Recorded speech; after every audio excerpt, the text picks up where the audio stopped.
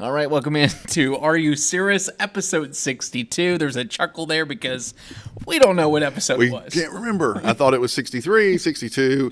Either way, it doesn't matter. There are so many awards on the table, there's barely room for us. Welcome to your award-winning weather podcast, the only award-winning weather podcast. Multiple award-winning podcast. Three-time award-winning podcast. How many times can we say award-winning podcast and not get Look at that. not get canned for it? So we went up to Charlotte. We told you about this 2 weeks ago, Yeah. I think. And the RTD and AC. Do you remember what that stands for? Radio, Television, Digital News Association of the Carolinas. Perfect. Nailed it. And we were nominated for 2 podcast awards. I was nominated for Weathercaster of the Year. We swept our categories. Clean sweep. Congrats to you, by the way. Well, thank you. I appreciate that. That's my, look at this. Look at Jenna. This is what you get when you win Weathercaster of the Year, We're right? like I just so. want to say congratulations to you both. Okay. All right, back to work. She's going to go produce the Whether or Not show. Yeah. If you haven't seen that, tune in on that. But yeah, and we said this, and I said this when we did our podcast 2 weeks ago. I said, if there's one I want it to win, I want it to win the podcast one. Best one podcast, there. which we got. That's a big one. That's a big one. So, best podcast, Are You Cirrus? Original digital video still is like a video element. We submit our podcasts. You kind of get to take snippets, like the best of. Yeah. So, big shout out to Anya and Sarah and everyone who helped with the editing process because I don't know how to do that. And also congrats to them because they get us on the air and they help us with this. And they're also Yes. listed on here. They so. are on the awards. Yeah. So, it's always fantastic. We don't really do this for the awards, but it's nice to. It's nice because this is still our little baby. It is. We didn't know what we were doing when we started, Yeah. but clearly we were doing something right, which is good. So if you have any recommendations about the podcast or whether or not, let us know. We're an open book. You can find us on Facebook and Twitter. Charlotte was fantastic. It was so fun Charlotte, I love the city. to visit. For 3 days or less. 2. 2. Like you get in and then you leave midday. One night, yeah. One night there is good for me. IKEA, you are the greatest. Yeah, we both came home with IKEA, with trunks full of IKEA. Yeah, fully furnished new cabinet area for my TV, and Christmas is up at my house. Is Yep, it same. up at yours? Absolutely. There we go. So, but you had a really cool opportunity, which I don't think I've had yet. I've been asking, it didn't work out, so one day I'll get to it. But you got to go back to your alma mater. I did, and it was amazing. And it just worked out perfectly that UNC Charlotte, Gerald Mingle, former podcast host, future meteorologist extraordinaire. Maybe and future WNBFer, if we can. fingers crossed. I'm trying to get this dude hired like right now. So he invited me up to speak to their student meteorology group there at UNC Charlotte about all things weather and the TV business, and I did. And it's been a long time since I've been on the campus of UNC Charlotte. And how is it? It's insane. I got lost. But the fun part is where I spent all of my 6.5 years of college in the same building, everything is still there. It's still the meteorology department. It's still the atmospheric science department. So I was right back in the building where I had some of the best years of my life and got to see my old office and my old classrooms and old computer labs, but also to see how far that department has come in the last 20 years. You didn't have to say. 20 years. So it was so good. And the students there, we had just the best time. It was a Friday afternoon. I remember lectures on a Friday afternoon in college. Everybody's done. So I was like, I'm not going to talk to them for an hour. We were in a computer lab. I sat down. We all kind of gathered around and just talked. And they had questions, and I just literally went with whatever they wanted to talk about. Some broadcast students in there, some not broadcast students in there, and it was just a great mix, and it was so fun to be back and talk to them. So thank you so much for having me. And it made me realize, too, I think I need to be a better alumni. Like donate? I need to throw them some money or something. Here's the problem about that for me. Granted, it's gotten a lot better at Western, but when you donate to the College of Science. Yeah. If I'm donating, I want to donate to meteorology. And granted, they have that now. Yeah. But most colleges kind of lump everything together. Right. I want to give my money to Yeah. where I spent my time. Yeah. You know? Yeah. So that does bring me to a point. What was it, the 4th floor? 4th floor? Did you go? Yeah. Oh, yes, I went to the checked? 4th floor. I went up to the 4th floor, didn't go up to the attic. We're the greenhouse. You'll have to watch that podcast to know exactly what we're talking about. But yeah, it didn't go up there. But yeah, 4th floor, that's where my old office was when I was a grad student. And I was just flooded with emotions and memories. The elevator. I know this is so random and simple. The elevator smelled the same, sounded the same, looked the same. The buttons, when you pressed them, just the sound, it just brought back so many memories because I used to go up and down that elevator 100 times a day. And for like people that don't know this, when we go to these schools or when you go back to somewhere that's special to you, you're always nervous of what the reception's going to be like. Not really how many people are going to be there. I mean, we could talk to 5 people, we could talk to 50. Yeah. But how like engaged were the crowd? Because that's always my worry. You go back, they may not care about Jamie. You know what I'm saying? Yeah. What were they like? They were great. Good. It took them a minute. Okay. It took them a minute to open up because again, it was 3 o'clock on a Friday. Well, yeah. College kids are checked out. Yeah. On 3 o'clock the on a weekend. Friday. But I think once they realize I'm there to just like hang out with them and talk, brutally honest sometimes. Okay. They were cool. They opened up. Great questions. It was so good. That's awesome. I love that. I Yeah. love that so much. And maybe we can get back up there. Maybe they could come down for a long trip. I don't know how that works. So, Yeah. Gerald, you just tell us what we need to do. Yeah, and we'll be back.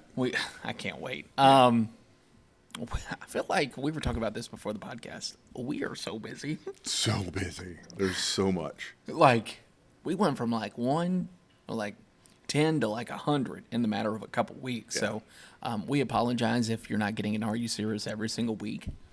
But we're going to do as best as we can. I will tell you there are 3 episodes left, counting this one, for the year. So we have this one. We'll have one next week. We'll take off for Thanksgiving. And drum roll, please, we will do Are You Serious at Grand Strand Brewing. I always want to say brewery. It's brewing.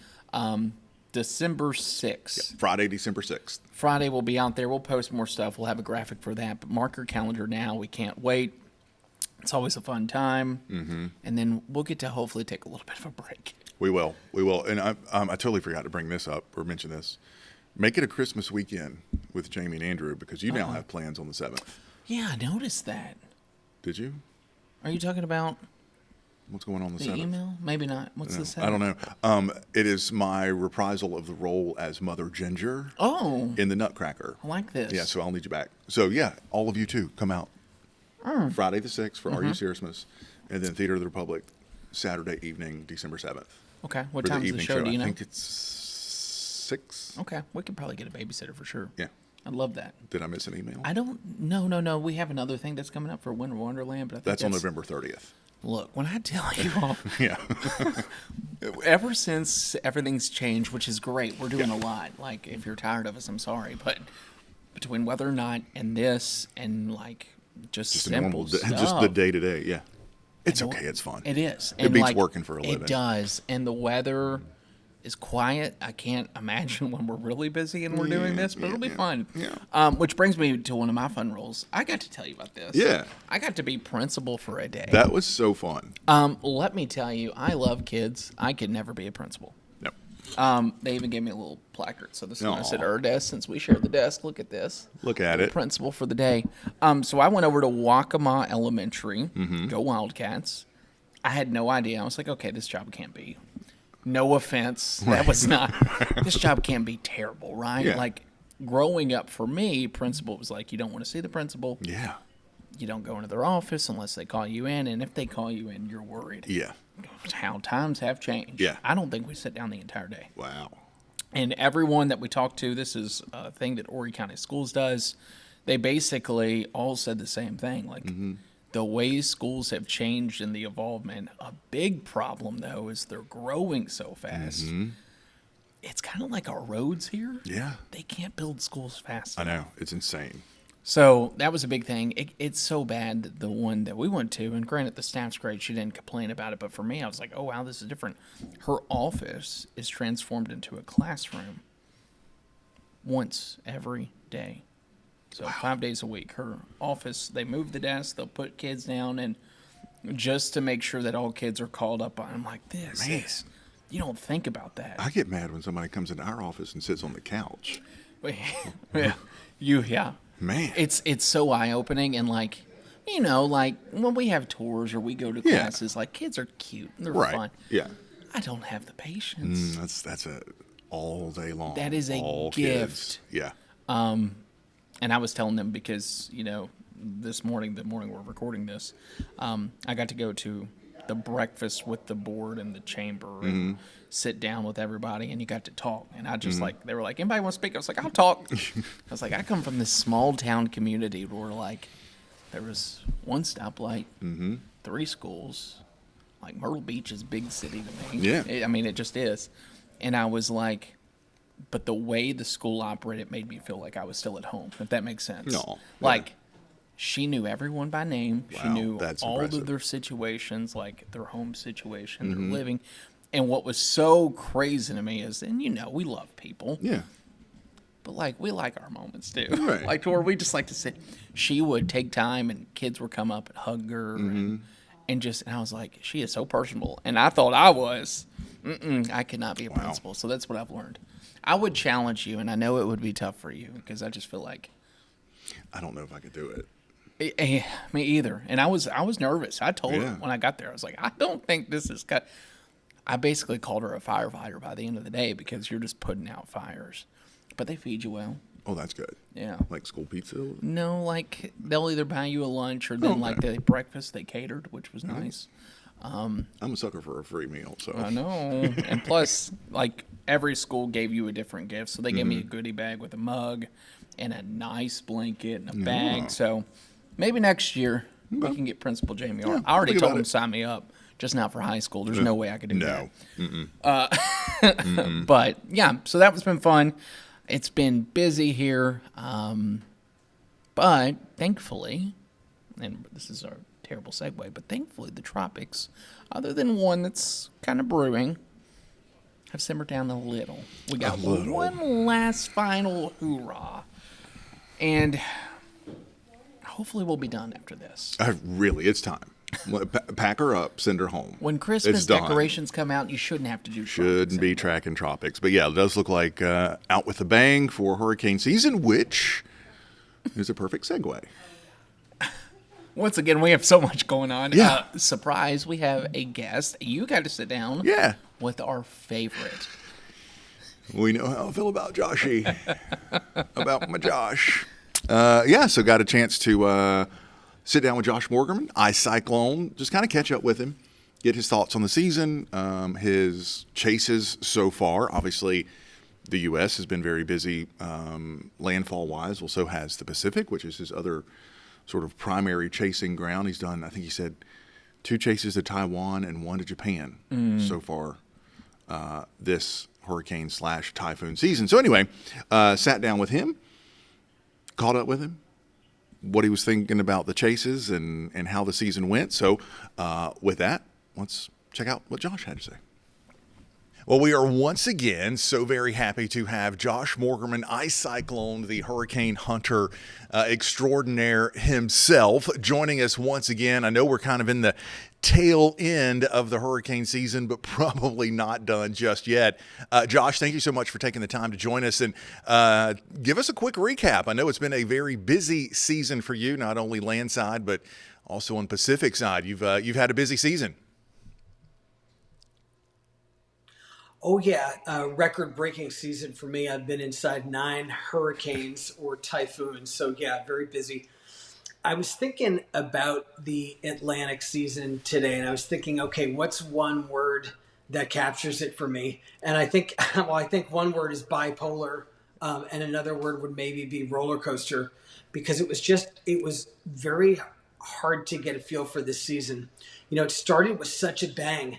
There was this Hurricane Beryl, earliest Cat 5 ever, went on this long, multi-week rampage across the Caribbean, Mexico, Texas, and it felt like, wow, okay, this is going to be a big season. And then cut to peak season, the Atlantic was just a funeral parlor. There's nothing going on. And folks were like, wow, this season's a bust. Seems like there's not going to be really much action.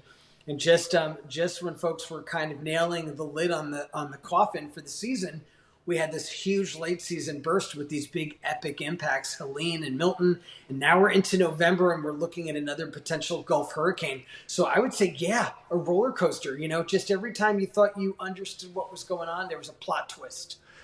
Yeah, no doubt about it. And I kind of get the feeling you're starting to learn the Big Bend to Florida area, kind of like the back of your hand. You've taken quite a few trips there, not only this season, but the past couple of years, right? Oh, yeah. I am too familiar with that region of Florida. I'm done with it. And I'm sure the people there are done with hurricanes. It's been really bad starting last year. Category 3 Hurricane Idalia in that area. Then this year, Category 1 Debbie, then Category 4 Helene. And then not too far from the Big Bend, Category 3 Milton. And I know it seems very weird. It's like, wait, how can this be that this place had not been hit for decades and decades, and now they have like basically 4 hurricanes in the same region in a little over a year. That's actually not too unusual. I have noticed when you look back over hurricane history that this kind of thing happens, that a place will go a long time without a hurricane and then a new pattern sets up and it gets hit again and again, and the hurricanes will just keep wailing on one spot. And unfortunately, for those folks there in the Big Bend, it's them right now. Yeah, we're all too familiar with that here in the Carolinas. We're the 50s, which still just blow my mind, the amount of hurricane hits the Carolinas took in the 50s from not just hurricanes, but powerful hurricanes. Then we were quiet. Then we had the 90s, then a little break, and we've been doing it again here since about 2016. As far as the U.S. continental hits this year, which one is most memorable for you as a hurricane chaser? Obviously, here in the Carolinas, Helene is the one, but as far as your experience, which stateside hurricane is going to kind of stick out for you for the 2024 season? I would say it's a tie between Helene and Milton, big major landfalls in Florida. And of course, Helene, what happened up in the Carolinas, wow. I think that, even though it wasn't actually a hurricane up in, North Carolina, I think that's going to end up, when we look back at Helene, that's going to be the part of it that really stands out is what it did when it was no longer a hurricane. And I think it's a good reminder of just, a storm doesn't need to remain a hurricane to be just incredibly destructive and do a lot of damage. When I look at Milton, what I think about that one, and I don't want to annoy anyone in Tampa, but I think of that as another near miss. Now, I'm not saying it wasn't destructive.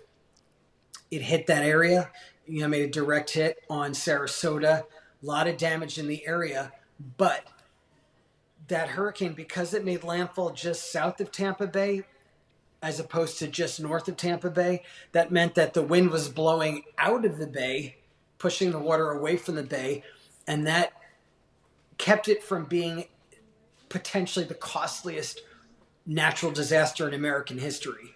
Just the fact that it came in just south of the bay as opposed to just north of the bay. So although they got clobbered, I think that Tampa's lucky streak from 1921, when they last had a direct hit from a major, I think in my mind it continues. Without a doubt. And there's only so much longer I think that they're going to go without that worst case scenario track going in right over or just north of the bay there. But as we all know, you're not only a landside chaser, you're also a chaser anywhere of the amazing hurricanes, typhoons. Tell us about what you've done in the Pacific so far this season. Yeah, I've been really busy out there. For a few years with the pandemic, I could not go chase typhoons in East Asia. So it's nice to be kind of chasing globally again. I chased 2 typhoons in Taiwan and 1 in Japan. And all 3 of those were ferocious systems, really intense.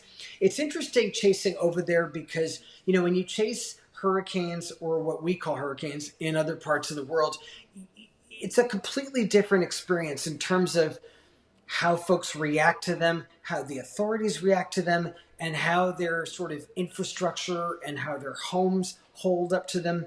One thing I've learned being in East Asia a lot for typhoons is that it is absolutely possible to build to build for hurricanes, to build single family homes that can withstand basically almost anything. If you want to do it, you can. And the reason I learned this is because I've been in some extremely severe typhoons in Taiwan and Japan.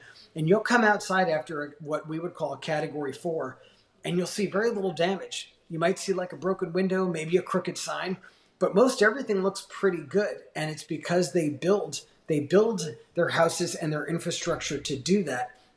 So I admire the way the Japanese and the Taiwanese have managed to build in a way where they know the typhoons are going to come. They just accept them as a part of life, and they build to just coexist with them.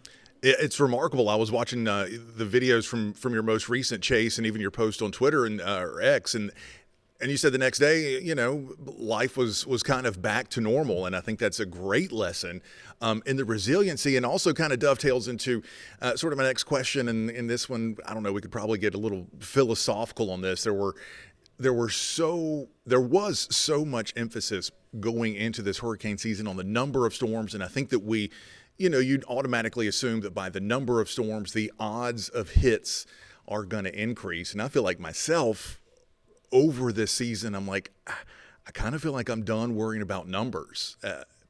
It needs to be focusing on preparedness and potential impacts, no matter the number. So I'm just really kind of curious about your thought on that going forward, considering how many impacts we had in the season that was really expected to be a record-breaking season for numbers. We're not going to get there. But as far as dollar losses, we could certainly be up there in a record season, and the number of fatalities and the damage that has been caused from so many of these landside hurricanes. I'm just kind of curious where your thought process is on that. Well, I agree with you that there's a lot of different ways to assess a season and to talk about whether it was busy or not. You could have an extremely busy season in terms of number of hurricanes, but they all stay out over the ocean. And then you could have a season where there's only a few hurricanes, but they all hit the United States. So it could feel busier than it is. Now, what was interesting about this season is the number of storms is not going to be the astronomical number that we expected. But what is interesting is that the U.S. got hit a lot. We had 5 landfalling hurricanes, which is not a record, but it's close. The most landfalling hurricanes the U.S. has had in 1 year has been 6, and that's happened a couple of times, most recent being 1985, and actually also I think 2020 as well. So it happens like every 40 years or so. This was 5. So this was a lot of hurricane impacts. They all seem to form really close to the U.S., so that's why we had so many landfalling storms. So I thought that was really interesting. But we're not going to hit those crazy, crazy numbers where we're going into the Greek alphabet that they talked about. But I will add this. A lot of folks think the best way to assess whether a season is busy is called the ACE number, which is accumulated cyclone energy. I know you know this, but just for listeners that don't know it, it's a calculation that factors in every storm's intensity and also how long it lasts. And if we go by ACE, we're about 35% above normal. So this is a robust season. Yeah, no doubt about it. And I guess 5 hits, and we may make it to that record-breaking 6 before the season is done. Let's talk about preparedness. We kind of talked about this back in May and June when you finally settled into Hurricane House there on the Gulf Coast, and just sort of tying that back into the Pacific side of typhoons, where you can deal with them and in a lot of cases come out with minimal amounts of damage. It is possible to get through an abrupt season and a powerful storm with minimal damage, and it's all about preparedness and being ready, right? Exactly. And this house that I'm sitting in here, so I'm in Bay St. Louis, Mississippi, which has been ground zero for some of the worst hurricanes in American history. Katrina, and then Category 5 Camille back in 1969. So when I built this house, I knew I had to be really serious about this. And I was inspired by this sort of Japan and Taiwan examples of just building to coexist with hurricanes, typhoons. So I decided I'm going to do that. And I focused a lot on 3 things. Folks asked me, okay, what did you really think about when you put your house together? And 3 things. One is the roof. I thought a lot about that because in my travels around the world, I've been in some really bad hurricanes. And I've noticed that certain kinds of roofs stay on. So I have a metal standing seam roof. That's the kind that you want in really severe hurricanes because they perform very, very well. Now, you don't have to have that kind of roof, and actually shingle roofs are getting better and better. But the important thing is to make sure that you do have a good roof. And if you haven't assessed that in a while, look at that. Because if the roof rips off in a hurricane, it's game over. You're going to have major damage. So that's first thing. Second thing is the windows. The windows are the most vulnerable part of a house. And it's important to keep the wind out, not just because you don't want rain and wind getting in, but actually once you have an opening and the wind can get inside the structure, that can cause additional structural damage. So it's very important to keep the winds out. And actually, I want to just really quickly add, there's sort of an old wives' tale that it's to open the windows a crack will help the building ventilate during a hurricane and help it. It's the opposite. It's actually, don't do that. You want the building sealed tight. But anyway, with windows, you have two options. One is to have impact glass, which resists shattering when flying debris hits it. And the other is to do what I did and have good shutters that can go over the windows to protect them. And then the third thing to think about, which a lot of people don't, is the siding on your house. I look at the siding on my house on the outside as like its coat of armor. Now, the U.S. Department of Housing and Urban Development says that if you want to build a house that is resistant to wind, rain, flying debris, even fire, that you want to use what's called fiber cement. So this is like something that's better than wood because it's more resistant to all these forces, more resistant to the impact. It doesn't burn. Okay, termites don't like to eat it, which is really helpful down here in the deep south. So that's what I did. So I have fiber cement siding on my house, and I went with the leading brand, which is James Hardie, which is engineered for climate. And actually, James Hardie has very special fiber cement because it really is, they have different formulations for different regions. On the Gulf Coast, where we get really intense wind and high humidity, I have one formulation. If you're building a house in like North Dakota, where it's cold and drier, you get a different formulation. It's very interesting. So that's one of the ways that I've made my house really sort of climate ready and hurricane ready, is to go with that James Hardie fiber cement siding. So again, those three things: your roof, your windows, and the siding on your house. I would say if you really focus on those three things, you're going to make your house hurricane resistant.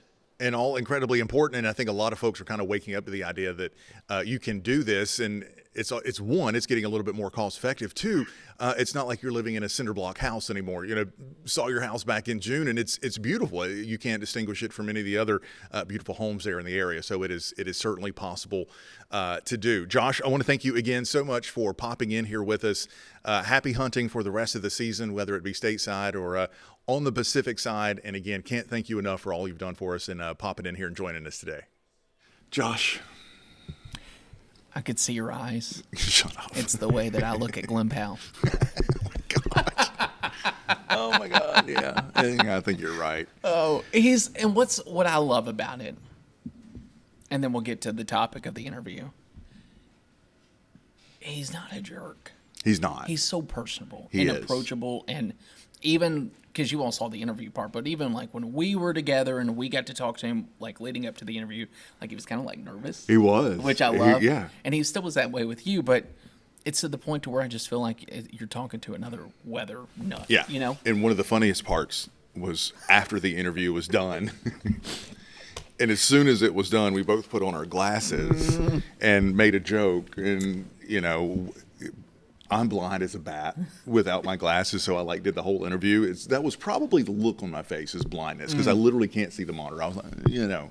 And so we both put on our glasses. It was like, yeah, it's kind of typical for us, too vain to wear our glasses on television, but had a good laugh about it. So let's talk. First off, I felt like you were kind of pressing in a way. I was. Especially when it came to the outlook question. Mm-hmm. Hey, what do we need to do? You even said hey, Josh, I think I'm done with this. Mm-hmm. What are your thoughts? He kind of agreed. Yeah. Which yeah. I loved. Yeah. He also brought up the stat that I obviously, thank you, Josh, for saying that, but 6 landfalling hurricanes. Landfalls, yeah. And we may make it. We may make it depending on what Sarah does, which is going to be a big thing as we go into that forecast. So I loved the interview. I wish I could have been here for it.